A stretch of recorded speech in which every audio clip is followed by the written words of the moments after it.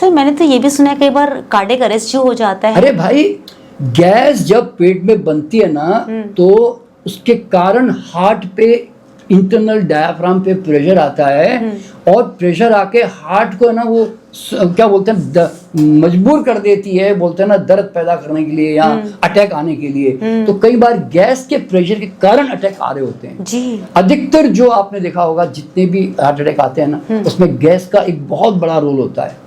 अच्छा, फिर गैस के अलावा गैस का एक सबसे बड़ा कारण और क्या है, सर दर्द और माइग्रेन, ये सब इसके साथ जुड़ा हुआ है।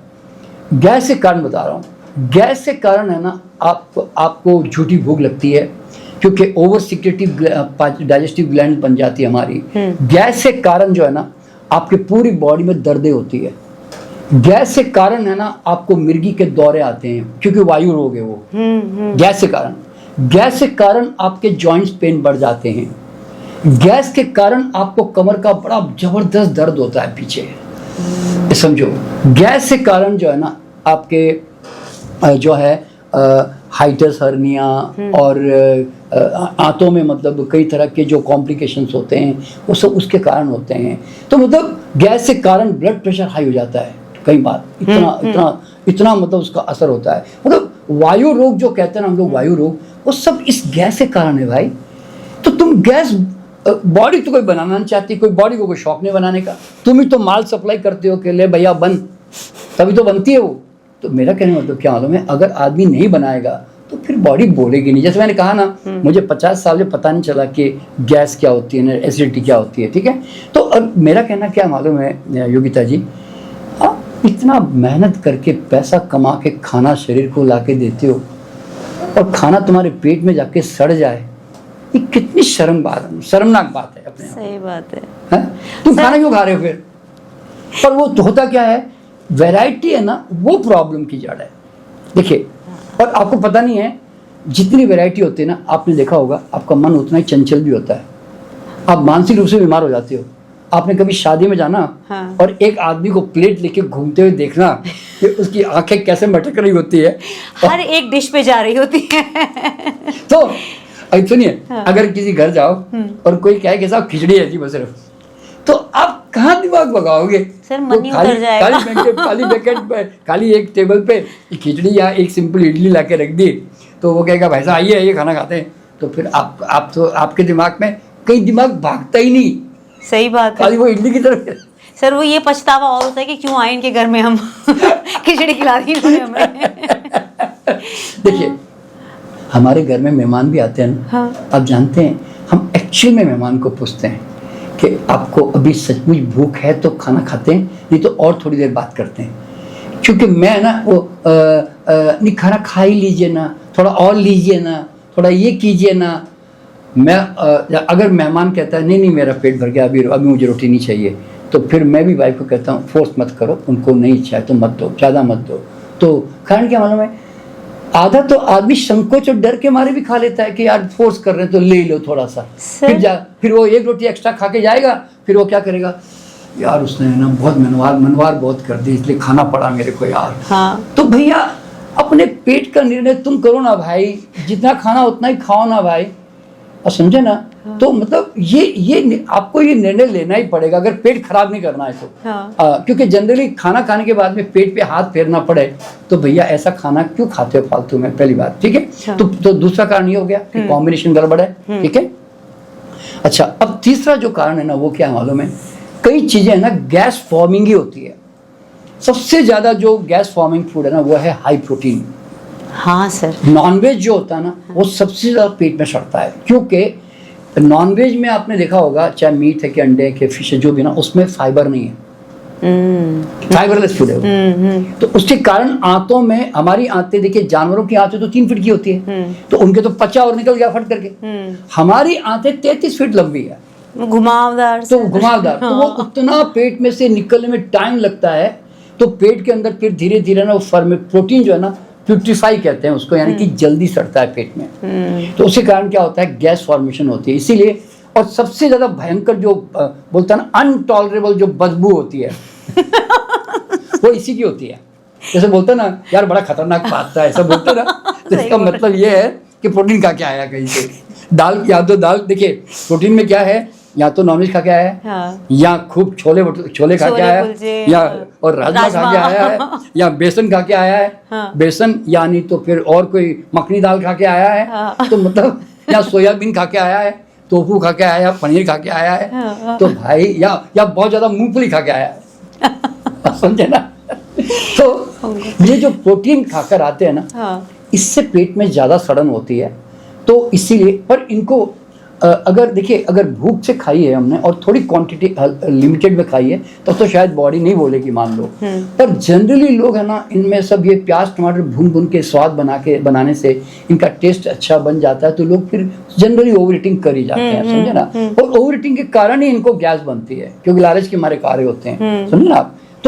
तो गैस फॉर्मिंग जो फूड होता है ना, उसमें हाई प्रोटीन सबसे पहले नंबर पर है, ठीक है ना, इस तरह से। तो जैसे दूध पीने से भी गैस बहुत बनती है, क्योंकि वो लैक्टेज इंटॉलरेंस है। हाँ। देखिए कारण क्या है कि बचपन के बाद में जो दूध पचाने की ग्रंथियां, रेनिन नामक जो पाचक तत्व होता है ना, पाचन और पाचक रस, वो खत्म हो जाता है, और तो इसीलिए अधिकतर लोगों को जो है दूध हजम नहीं होता। तो दूध भी गैस फॉर्मिंग फूड है बॉडी के लिए। तो इस तरह से तो क्या होता है कि जो चीजें गैस बनाती हैं वो उससे बचना जरूरी है, ठीक है। अच्छा, तो अब ये हो गया कि भाई इन आहारों से हमें बचना चाहिए, ठीक है। अच्छा, मैदा जो है ना, वो सबसे ज्यादा पेट में बहुत देर रुकता है, इसलिए सड़ता है। देखिए मैदे में फाइबर नहीं है ना। अगर दलिया 12 घंटे में पेट से मान लो निकल जाए तो रोटी 18 घंटे में निकलेगी। तो मैदा 48 से 60 घंटा लेता है अच्छा। पेट से निकलने में। क्यों? पहिए नहीं है, इसलिए खिसकता नहीं है। तो बॉडी है ना, ऐसे धक्का मार मार के यूं कहते आगे खिसक ऐसा बोलता है ना, फिर बेचारा वो धीरे धीरे नीचे आता है। हाँ। और फिर बाद में वो निकलने की कोशिश करता है। तो इसीलिए मैदा और मैदे से बनी हुई चीजें, मिठाइयाँ भी, देखिए जितनी मिठाइयाँ नमकीन है ना, वो सब पेट में सड़ती है, ध्यान रखना। सब पेट में गैस करती है मिठाई, सब के सब। जानते हो क्यों? क्योंकि वो शुगर के साथ कनेक्टेड है ना। यहाँ तो देखिए, यहाँ तो प्रोटीन के साथ शुगर मिली हुई है, यानी कि कलाकंद जैसे पनीर ने, मावा ने, है ना, यहाँ तो उसके साथ, या बेसन के साथ, या बेसन और मैदा, इसके साथ चीनी मिली है। तो मिठाई तो 100% पेट में सड़ती है, वो तो एक निश्चित नियम है उसका। लेकिन अब ठीक है, हमारी आदतें बहुत दूर आ गई, तो उसको ओकेजनली एंजॉय करो और क्वांटिटी कम रखो, जिससे बॉडी टॉलरेट कर सके उसको, समझा ना। ऐसा नहीं कि मैं नहीं खाने को नहीं कह रहा हूँ। तो इसलिए मतलब अगर पेट खराब है, देखिए ये मैं बातें किस लिए समझा रहा हूँ, जिनको एसिडिटी है, अपच है, गैस है, और या पेट के जितने प्रॉब्लम है, IBS, यानी कि IBS का मतलब है इंटेस्टाइनल बाउल सिंड्रोम, या और या अल्सरेटिव कोलाइटिस है, कोलाइटिस है, गैस्ट्राइटिस है, गैस्ट्रिक अल्सर्स हैं, पेप्टिक अल्सर्स हैं, मतलब जितने, या अन्न नली के कोई सूजन वगैरह है, तो उन सब के लिए मैं ये बता रहा हूँ कि सर मुझे लगता है सिर्फ इसके साथ ही नहीं, आप जैसे बता रहे हैं कि कोलेस्ट्रॉल और हार्ट प्रॉब्लम भी बढ़ सकते हैं, तो उन लोग को भी थोड़ा फोकस करना पड़ेगा। देखिए क्या होता है, बीमारी की जड़ तो ये है ना भाई। हाँ। आप गंदगी तो यहाँ से पैदा कर रहे हो, सड़न तो यहाँ से पैदा कर रहे हो, तो अगर ये बनेगी नहीं तो आगे बीमारी के आने के रास्ते कहाँ है फिर? सुना ना, तो आप बड़ी बड़ी बीमारियों से बच जाते हो। देखिए जिस दिन आपने भूख से खाया, खाना आपका सिंपल कॉम्बिनेशन था, और आपने अगर गैस फॉर्मिंग फूड को आपने कम कर दिया, या कभी कभार शौक से, देखिए मेहनत करने वाले गैस फॉर्मिंग फूड खा सकते हैं। हाँ। तो क्योंकि उनकी मेटाबॉलिज्म हाई होती है। हाँ। और बॉडी टॉलरेट भी कर लेती है। पर जो नॉर्मल, तुम अगर एक ऑफिस गोयर हो और बैठा हो जीवन जीते हो ना, और तो फिर तुम्हें इसको कम खाना चाहिए और लिमिट में खाना चाहिए, फिर ये ध्यान रखना बहुत जरूरी है, ठीक है। अच्छा, अब यहाँ पे लास्ट जो है, 2 चीजें और है, माइंड और एक्सरसाइज। देखिए आपने कभी नोट किया होगा, आप जब कॉलेज में थे 25 साल तक, हाँ। तब तक आप खूब दौड़ना फिरना, घूमना फिरना सब करते थे, और आप उस समय 3 टाइम खाना खाते थे, ठीक है। हाँ। फिर आपकी जॉब लग गई, आप बिजनेस में चले गए। अब आप देखना, अब आप जाके बैठने का काम करते हैं, मेंटल वर्कर हो गए, फिजिकल काम आपका कम हो गया। आप अपना 3 समय का जो खाना एज इट इज है ना, मान लो ब्रेकफास्ट में 2 पराठे, दोपहर को 3-4 रोटियां, तो आप देखना, आप सेम खाना आप पूरे अपने कैरियर में वही खा रहे होते हो, जो आपकी पुरानी आदत है। राइट। आपका मेटाबॉलिज्म कुछ महीनों, एक महीना 2 महीने के बाद, जैसे आपने बैठा जीवन शुरू किया ना, हाँ। आपका मेटाबॉलिज्म धीरे धीरे डाउन होने लग गया, समझे ना। पर आपकी आदत वहीं के वहीं, तो अब वहां पे क्या होगा, ओवर स्ट्रेन होगा आपके हर ऑर्गन पे, लिवर पे, पेंक्रियाज पे, है ना। तो अब क्या होगा, diabetes, blood pressure, joints pain, ये सब शुरू क्यों होते हैं मालूम है? क्योंकि अब ब्रेकडाउन का काम शुरू हो गया, अब बॉडी पे अत्याचार हो रहा है। हाँ, समझे ना आप? तो इसीलिए आपने कभी नोट किया होगा, जितने भी जजेस, लॉयर्स, वकील, डॉक्टर, सर्जन जो होते हैं ना, जो मेंटल वर्कर हैं, वो हमेशा बहुत फ्रूगल ईटर यानी कि कम खाने वाले लोग होते हैं। उन लोगों को मालूम है पेट भारी तो मात भारी, समझे ना। हाँ। तो इसीलिए वो लोग पेट को इतना ज्यादा काम नहीं देते। और वो जरूरी भी है, अगर आपका प्रोफेशन मेंटल है तो आपको पेट को ज्यादा काम नहीं देना चाहिए, वरना यहाँ नहीं मिलेगा। सही बात है। समझे ना। अच्छा, और अच्छा अब यहाँ पे एक तो एक्सरसाइज करने से, अगर आपको लगता है मुझे तो तीनों टाइम खाना है भैया, तो भैया एक्सरसाइज कर 25 साल की उम्र वाली, हाँ। और दोबारा वापस मेटाबॉलिज्म बढ़ा, हाँ। तो फिर तुम्हें वो शायद पूरा तंग न करें। तो मतलब सवाल क्या पैदा होता है कि जॉब और बिजनेस ज्वाइन करते ही सबसे पहले अपना खाना आधा करो, और लाइट फूड जो होता है, फल, सलाद, अंकुरित दालें वगैरह, इनको ज़्यादा इस्तेमाल करो, ताकि कम से कम पेट पे बोझ ना पड़े। आधी बीमारी की जड़ तो वहाँ से, गैस वहाँ से बनती है। हाँ। अच्छा, अब लास्ट जो गैस बनने का कारण है ना योगिता जी, वो क्या मालूम है? माइंड। सबसे खतरनाक। तुम चाहे कितना भी बढ़िया खाना खा लो, माइंड में जरा सा भी प्रॉब्लम आई ना, आप देखना, अभी मान लो आप खाना खा रही हो, अचानक कोई एक समाचार किसी ने दिया कि तूने जो पैसे लगाए थे ना, वो 5 लाख रुपए वो डूब गए। मान लो एकदम आप थाली खिसका के बोलोगे, यार भूख नहीं लग रही है, मेरे को अच्छा नहीं लग रहा खाना खाना। जानते हो क्यों? एकदम पाचक्रस close. The moment you are under stress, moment you are under depression, आप moment you are under anger, गुस्से में, हाँ। आपका पाचक रस एकदम क्लोज जाता है। क्योंकि बॉडी है ना, हाँ। या तो गुस्से में एनर्जी देगी या पाचन को देगी। वो बोली दो जगह एनर्जी कहाँ से लाऊं भाई? और समझे ना, आपको गुस्सा आती है, आप देखना कि फिर पाचन उस समय काम नहीं करता आपका। ऐसे तनाव आ गया तो तनाव में बॉडी की सारा तनाव को है ना, बॉडी हमेशा इमरजेंसी की तरह लेती है। तो आप देखोगे कि बॉडी की पूरी ताकत है ना, वो तनाव से लड़ने में निकल जाती है। और डिप्रेशन में तो आदमी डल होता है, तो सारी चीजें बॉडी के नर्वस सिस्टम, मेदल सिस्टम सब डल रहते हैं इसमें। हाँ, उस वक्त भूख भी नहीं लगती। क्यों? क्योंकि लिवर भी जाम रहता है उसका। तो इस तरह से तो होता क्या है कि माइंड जो है ना, आपने कभी जो है ना, वो हमारा डाइजेशन के साथ बहुत बड़ा कनेक्शन है। हमारा जो गट है ना, जिसमें माइक्रोबायोम कहते हैं, तो गट जो है ना, वो हमारा सेकंड ब्रेन है। हाँ। यानी कि मात में गड़बड़ तो पेट में गड़बड़, और पेट में गड़बड़ तो मात में गड़बड़। यानी कि पेट भारी तो मात भारी, ये समझो, और मात भारी तो पेट भारी, ये समझ दो। ये आपस में जुड़े हुए हैं आपस में, समझे। तो इसीलिए रिलैक्स स्टेट ऑफ माइंड में डाइजेशन अच्छा होता है, और स्ट्रेस माइंड में थोड़ा डाइजेशन में गड़बड़ होती है। ठीक है ना। आपने कभी नोट किया होगा, आप जब घूमने जाते हैं कहीं बाहर, उस समय आपकी भूख थोड़ी बढ़ जाती है। वो क्यों बढ़ती है? क्योंकि आप रिलैक्स हो गए, अब माइंड में कोई स्ट्रेस नहीं है। तो इसीलिए माइंड जो है ना, वो खाना खाते वक्त जो है वो बहुत अच्छा रहना चाहिए। ये एक बहुत इंपॉर्टेंट बात, मतलब we should be mindful while eating. Mindful eating. तो उससे फिर जो है ना, आपको पेट में कभी प्रॉब्लम नहीं आएगी। तो देखिए, मूल बात क्या है, हर आदमी को समझना क्या मालूम है, भगवान ने तुम्हें इतना बढ़िया अरबों रुपए की, करोड़ों की मशीन डाइजेशन की तुम्हें दी है कि भैया ये मशीन यूज करना, और बढ़िया धागा बना के बढ़िया साड़ी बनाना। तो और तुम उसको यार गड़बड़ कर देते हो, गुच्छा बना देते हो वो धागे को। तो यार तो शर्मनाक बात है ना। तुम तो परमात्मा के प्रति बड़े अत्याचार कर रहे हो यार, परमात्मा के ऊपर, उसी कृति के ऊपर। राइट।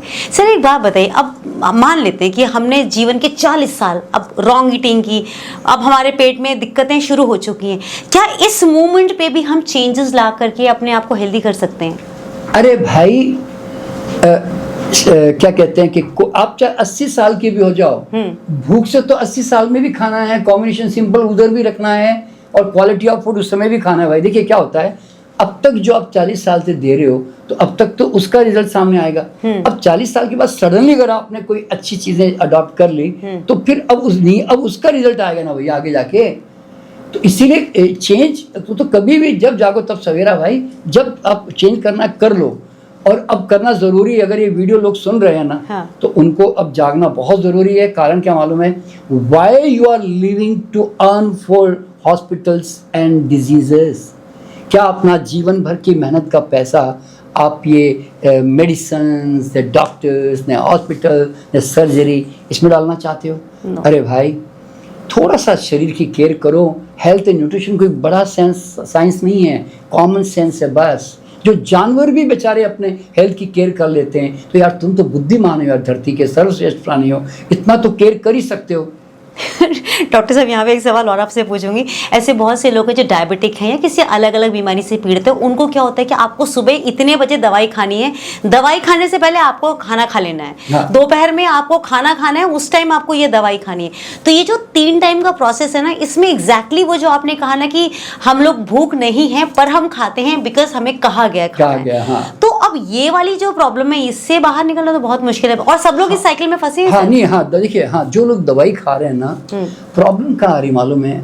डॉक्टर ने क्या बोल दिया कि भाई दवा खाओ तो आपको खाना खा के खानी है वो, क्योंकि इसका कारण क्या होता है, दवाएं चूंकि बहुत एक ऐसा इरिटेबल केमिकल होती है, इवन आयुर्वेदिक की भी गोलियां गर्म होती है और एलोपैथी की भी, तो पेट में जाकर है ना वो एकदम गैस्ट्राइटिस या गैस में एसिडिटी पैदा कर सकती है। तो इसीलिए अगर खाना पेट में होगा तो क्या होगा कि वो उसका इरिटेशन उतना स्ट्रांग नहीं होगा, तो इसीलिए वो दवाई के साथ खाना खाने को कहते हैं। तो मेरा मानना क्या मालूम है कि पहली बात, अगर डॉक्टर ने यूं कहा है कि आपको 1 गोली सुबह लेनी है और खाने के साथ लेनी है, तो आप दिमाग में ये रख के मत चलो कि डॉक्टर ने 9 बजे गोली खाने को बोला है तो आप 11 बजे खाओ ना भाई। आप थोड़ा वेट कर लो ना भूख का, मतलब आपको खाना खाना ही है, उसके इससे साथ में डॉक्टर ने कहा है। हाँ। तो थोड़ा वेट कर लो, एक रियल भूख लगने दो। और खाली रोटी दाल खाओगे तो ही दवाई खा सकते हो, ऐसा नहीं है। अगर तुमने पेट में थोड़े से नट्स दे दिए या स्प्राउट्स दे दिए या फल भी दे दिए ना, हाँ। तो कम से कम थोड़े जल्दी तो पचेंगे। मान लो भूख अच्छी भी नहीं थी, मान लो, हाँ। तो थोड़ा पचेंगे तो सही थोड़े बहुत। तो इसीलिए फल खाकर भी दवाई खा सकते हो, ऐसा कोई नियम नहीं है कि फल खाओगे तो पेट में दवाई नहीं खा सकते, समझे ना आप? तो मतलब यूं है कि आप थोड़ा वेट कर लो, 2 घंटा लेट खाओ दवाई, क्योंकि दवाई का पर्पस तो था कि आपको ब्लड प्रेशर हाई हो रहा है या आपको कोई प्रॉब्लम है, तो मतलब ये थोड़ा वेरिएशन करना जरूरी है। एकदम स्ट्रिक्ट मत हो जाओ कि डॉक्टर ने बोला 9 बजे 2 बजे 5 बजे, तो आप उस चीज को उस ढंग से मैनेज कर लो। आपको लगता है कि मुझे 2 बजे तगड़ी भूख नहीं लगती, तो ब्रेकफास्ट हल्का कर यार थोड़ा, और दोपहर के खाना खाने के बाद शाम की भूख नहीं लगती तो दोपहर खाना हल्का कर। तो मतलब थोड़ा एडजस्टमेंट करो ना ऐसे कि जिससे दवा खानी पड़े और थोड़ा आपको अगर खाना खाना भी है तो खाना हल्का कर दो, ताकि जिससे जल्दी भूख लगे वापस दोबारा। तो अब पहली बात तो क्या मालूम है, कब तक दवा खाओगे, कब तक अपने आप को धोखा देते रहोगे भाई? ठीक है 2-4 दिन 10 दिन खा लिया, हाँ। अब तो भैया कारण ठीक करो ना भाई, हाँ। बीमारी तो परछा ही है, हाँ। परछे से कब तक लड़ाई करते रहोगे और धोखा देते रहोगे? तो इसलिए भाई कारण को ठीक करो और भूख से खाओ, सिंपल खाओ और natural whole grain wholesome food खाओ और एक्सरसाइज करो थोड़ी बहुत जितना भी कर सकते हो, और माइंड से जो है थोड़ा मस्त शांत रहने की कोशिश करो बस। अगर किसी ने समझ लिया ना योगिता जी, तो बस फिर और क्या चाहिए। डॉक्टर साहब ये जो फास्टिंग है आप इसको रिकमेंड करते हैं? देखिए फास्टिंग क्या मालूम है, इस अति में जाकर फिर वापस इस अति में आना। अच्छा भाई आप कहते हो फास्टिंग मतलब क्या? Resting to your digestion. Rest क्यों देना चाहते हो कि भाई साहब बहुत ज्यादा खा लिया जी, बहुत इसने ज्यादा जबरदस्ती कर ली जी, अब थोड़ा दिन इसको ऐसे करो जी। तो भैया फास्टिंग उनको जरूर करनी पड़ेगी जो अति में इस तरफ जी रहे हैं, ठीक है, उनको चाहिए, क्योंकि वो अति कर रहे हैं ना। अब मुझे पूछोगे तो मैं फास्टिंग कभी नहीं करता। वो क्यों नहीं करता? मैं दिन भर खाना खाता ही नहीं, फलों पे रहता हूँ, तो इतना हल्का खाना है कि पेट में गया पच गया, कोई झंझट ही नहीं है। अब एक बार शाम को थोड़ा खाना खाता हूँ बस, तो मतलब मैं ऑलमोस्ट फास्टिंग में ही रहता हूँ, क्योंकि मेरी बॉडी की नीड बहुत कम है और वैसे भी बॉडी की नीड कम होती है, तो मैं बस उतना खाना देता हूँ। तो फास्टिंग उन लोगों को करना ज़रूरी है जो शरीर को अत्याचार करके जाति करते हैं, उनके लिए ज़रूरी है। बहुत सही आपने कहा, क्योंकि ना फास्टिंग में सर वो ऑटोफेजी भी होता है ना, जब अपने आप फिर वो जो सेल्स हैं वो खराब सेल्स को खाना शुरू कर देते, ताकि भैया ये कैंसर जैसी बीमारियों तक हम ना पहुंचे। हाँ, अगर बड़ी बड़ी कोई बीमारियां हो गई है ना, तो मैंने फास्टिंग पे बहुत काम किया है, करीब मैंने 20 साल फास्टिंग पे काम किया है। 90 डेज तक मैंने लोगों को फास्टिंग कराई है, ऐसी बात नहीं है। तो फास्टिंग स्ट्रेच 90 डेज? हाँ जी, मैं तो फास्टिंग का बहुत एक्सपर्ट रहा हूँ 20 साल तक मेरे हॉस्पिटल में। तो फास्टिंग जो है ना वो एज ए मेडिसिन या एज ए ट्रीटमेंट की तरह इस्तेमाल किया मैंने भी। तो वो थोड़े दिनों तक इस्तेमाल करके उसका क्योंकि बॉडी में क्या होता है, सारी ब्लड केमिस्ट्री, सारी अनवांटेड टॉक्सिसिटी है ना, वो गंदगी निकल जाती है और नव निर्माण की क्षमता बढ़ जाती है। और इसीलिए वो फास्टिंग बहुत काम की होती है, समझे ना। लेकिन फास्टिंग थोड़े दिन करने के बाद फिर वापस नॉर्मल अपने लाइफस्टाइल में आ जाना चाहिए। तो मतलब it is like just like a treatment, I am using as a treatment, not as a lifestyle. अच्छा, this should be used as a treatment. Natural बात है ना। भाई मैं अधिक अब बाद में ऐसा जीवन जियो कि भूख लगे तो खाओ। देखिए, जो व्यक्ति भूख लगे तो खाता है ना, उसको जिंदगी में कभी फास्टिंग की जरूरत नहीं पड़ेगी। आप समझे ना।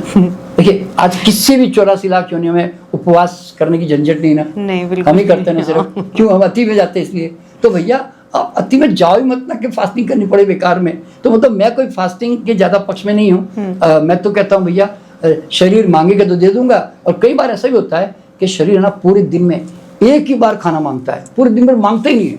ऐसा भी हो जाता है कई बार। मान लो अभी जैसे कोई बरसात का मौसम आ गया, तो कई बार लगता है कि आज भूख ही नहीं लग रही यार, सुबह से क्या गड़बड़ हो गया, ऐसे लगता है। तो हम कहते हैं जूसेस पी लो, नारियल पानी पी लो। वो भी साइकोलॉजिकल है। यहाँ भी देखिए, मैं भी इस सब्जेक्ट का जानकार हूँ, लेकिन फिर भी साइकोलॉजिकल जिंदगी जीता हूँ। कैसे मालूम है? अब यार कुछ भूख तो लगी नहीं है, एक काम करें, नींबू शहद का पानी पिला दे यार, एक छोटा सा कोई नारियल पानी पिला दे यार, कुछ तो पीऊँ यार, कुछ तो खाऊं यार, ऐसे बोलता है ना। अब ये साइकोलॉजी है। अब वो करे क्या, मैं भी फंसा हुआ हूँ उसमें। तो मैं लेकिन कोशिश ये करता हूँ कि नहीं के बराबर खाऊं, ताकि भूख मेरी लगे और मैं इंतजार करूँ। तो मतलब एक बात ध्यान में रखना, हर बार शरीर जो ना रोज आपको एक जैसी भूख नहीं लगाएगा, ध्यान रखना। अच्छा। समय के साथ साथ आप कभी स्ट्रेस में हो, कभी आपने रेस्ट पूरा नहीं लिया, कभी आपको बॉडी में प्रॉब्लम आ गई, कभी सीजनल क्लाइमेटिक चेंजेस के कारण बॉडी उसको फाइट करने में लगी रहती है, तो एनर्जी फिर भूख में नहीं देती आपको। तो याद रखना, अच्छी बीमारी, अच्छी भूख साथ में नहीं चलते। कभी एक्यूट, कभी बुखार जैसा फीलिंग आ गई, कभी आपको डायरिया हो गया, कभी आपको कुछ प्रॉब्लम आ रही है, तो आपकी भूख है ना 1 2 दिन 3 दिन कम भी हो जाती है कई बार। तो ओबे योर बॉडी लैंग्वेज, मैं यूँ कहता हूँ। तो इसीलिए हमेशा शरीर की भाषा सुनो। और अगर कोई ऐसी बड़ी प्रॉब्लम आवे और भूख बॉडी नहीं लगा रही है, तो समझना तुम्हारी बॉडी कहीं ना कहीं हीलिंग प्रोसेस में लगी हुई है, और वहाँ मतलब कहीं इमरजेंसी डील कर रही है। और जैसे वो फ्री हो जाएगी तो तुम्हें भूख खुल जाएगी। और भूख खुलने का मतलब ये है बीमारी ठीक हो गई। अब सिंपल सा साइंस है, ठीक है, इस तरह से। तो ऐसे करके तो अपनी बॉडी लैंग्वेज को फॉलो करो, तो जिंदगी में कभी भी पेट बोलेगा नहीं। ये गैस, एसिडिटी, अपच और इनसे जनित और 50 जो बीमारियों की लिस्ट है, सब क्लोज, सब खत्म। सर, 1 2 सवाल और पूछ लेती हूँ, ये बच्चों के बड़े काम आएगा। असल में हम लोगों को कहा जाता है कि सर्केडियन क्लॉक के हिसाब से खाना खाना चाहिए, सूर्योदय से सूर्यास्त के बीच में खाना खाइए, उसके बियॉन्ड अगर आप खाते हैं तो आप हेल्दी नहीं रहेंगे। आजकल के बच्चे जो कॉल सेंटर्स में काम करते हैं या कॉर्पोरेट में, उनकी रात तक की ड्यूटी होती है, खाते ही रात को हैं, उनके लिए आप क्या कहेंगे? कविता जी, आपने बहुत ही मतलब एक आवश्यक क्वेश्चन आपने रेस किया है। क्यों मालूम है? अब आधी जनता दुनिया में जो है ना कई बार इवनिंग शिफ्ट करती है, रात की शिफ्ट करती है, ठीक है ना। तो एक ही बात दिमाग में रखना है कि फिर ये सर्काडियन रिदम को भूल जाओ, शरीर की भाषा ही रिदम है। फिर अगर आप मान लीजिए दिन भर 4-5 सुबह आके घर में 3-4 बजे तक सो जाते हो, और फिर आप उठते हो तो फिर आपको थोड़ी सी हल्की फुल्की भूख लगती है, तो आप 5-6-7 बजे नाश्ता करोगे, मान लो हल्का फुल्का। तो आप है ना, अगर देखिए शरीर चाहे रात को 12 बजे भी मांगे ना, आप साथ में टिफिन लेके जा रहे हो मान लो, तो आपका शरीर मांग रहा है ना, तो शरीर खुद कह रहा है कि ला भैया मुझे खाने की जरूरत है और मैं तैयार भी हूँ। भूख लगने का मतलब है I am ready to digest. तो भैया तुम ये नियम क्यों बीच में ला रहे हो कि रात का समय है न सुबह का समय है न, इसका कोई लेन देन ही नहीं है। तुम्हें प्यास अगर रात को 12-1-2 बजे लगेगी तो तुम ऐसे कहोगे क्या अब थोड़ी कोई पानी पीने का समय है यार। रात को जो नेचर जो कॉल है, पेशाब आ रहा है कि मोशन हो रहा है, तुम ऐसे कहोगे क्या नहीं भैया अभी सुबह 7 बजे की तभी करूंगा जी, मैं भी नहीं करूंगा, ऐसे बोलोगे क्या? अरे भाई बॉडी बोली तो मानो बस। तो मैं क्या कहता हूँ मैं, सारे नियम, your body is the perfect law. तुम्हारी बॉडी हमेशा तुम्हें गाइड करती है कब खाऊं कब नहीं खाऊं, समझे ना। तुम ये देखिए बाहर के नियम थोड़े बहुत ठीक ठाक है ऊपर जीने के लिए, पर अगर आपका जॉब ही ऐसा है ना तो कभी डर के मत जियो कि मैं गलत कर रहा हूँ, मैं नियम के खिलाफ जा रहा हूँ, नहीं, तुम बॉडी के खिलाफ मत जाओ बस। इसलिए तुम रात को अगर तुम्हें 12 बजे 2 बजे अगर अच्छी भूख लग रही है और तुम्हें लगता है खाने के बाद तुम्हें अच्छा भी फील हो रहा है, समझे ना, तो फिर इसका मतलब है कि खाना डाइजेस्ट हो रहा है और कोई दिक्कत नहीं हो रही है। देखिए मैं एग्जांपल देता हूँ आपको, मैं जनरली, देखिए शाम को 7 बजे के बाद खाना नहीं खाना चाहिए, सब लोग बोलते हैं और अच्छा भी लगता है लोगों को। वो किनको नहीं खाना चाहिए? कि जो सुबह नाश्ता भी हैवी करते हैं, दोपहर को भी खाना खाते हैं, बीच में स्नैकिंग भी करते हैं, उनके लिए जरूरी है, क्योंकि उनका पेट पहले ही भर के ले आ रहे होते हैं शाम को। ठीक है, मैं दिन भर खाना नहीं खाता, खाली फलों पे रहता हूँ, तो मेरी भूख तो शाम होते होते 7-8 बजे रात को जबरदस्त खिल रही होती है। तो इतनी अच्छी तगड़ी भूख मुझे अगर शाम को 7-8 बजे लग रही है और मैं कहूँ कि नहीं जी शास्त्रों में लिखा है नहीं शाम को खाना ठीक बात नहीं है, आई डोंट, मैं किसी शास्त्र, किसी भी साइंटिस्ट, किसी भी डॉक्टर की बात नहीं मानता, I always obey my body language. तो मैं शरीर की मानूंगा, क्योंकि मेरा शरीर सच, बाकी सब झूठ, क्योंकि मेरा शरीर बोल रहा है ना भैया। तो अब जब मैं खाना रात को खाता हूँ ना 8-9 बजे, मैं आपको सच्ची बता रहा हूँ, आज तक, और मैं रात को सोता भी हूँ, आज तक मुझे कभी 1% भी कोई नींद में डिस्टर्ब या मोशन में डिस्टर्ब या किसी प्रकार की कोई अबनॉर्मलिटी 50 साल से बोल रहा हूँ, कभी मैंने जिंदगी में देखी नहीं आज तक। तो मेरा मानना क्या मालूम है, आप अपनी बॉडी लैंग्वेज को फॉलो करो, क्योंकि सारे शास्त्र तुम्हारे बॉडी के लिए बनाए जाते हैं और बॉडी से बढ़कर तुम्हें और कोई गाइड नहीं कर सकता। शास्त्र को क्या मालूम है कि तुम्हें भूख कब लगती करके, शास्त्र तो नियम में बता के छोड़ेगा ना, है ना।